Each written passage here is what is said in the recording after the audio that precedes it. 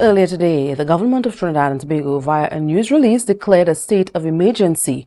The declaration was issued by the Communications Unit of the government of Trinidad and Tobago and has sparked public discussion, with many questioning the criteria for the decision and the reasons behind it.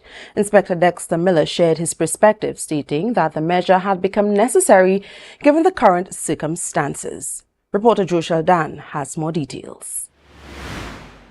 There has been considerable speculation regarding the timing of the state of emergency, but Inspector Dexter Miller clarified that a carefully considered strategy preceded the decision. He emphasized that in light of the current crime situation, the implementation of the SOE had become an essential measure. So it's not something that happens overnight or somebody just wake up and decide that we need a state of emergency. It goes with careful consideration. It goes with intelligence, it goes with information, it goes with reviewing what is happening. So we have to understand that it is a calculated situation of a warranted move which is necessary.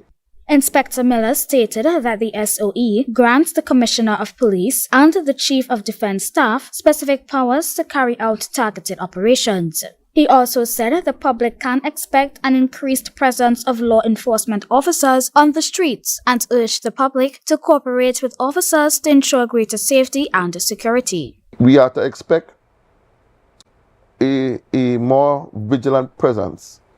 We are asking persons to be patient and be understanding with the authorities in their dispensation of how we treat with the state of emergency situation. While some may argue that the SOE could have negative repercussions, Inspector Miller has countered that it is not necessarily a harmful measure. State of emergency may not be negative. We have to know how we're looking at it and wait and see what is the specifics. Inspector Miller was a guest on Tobago Updates' Good Morning Tobago program. Joeshel Dann, Tobago Updates Television News.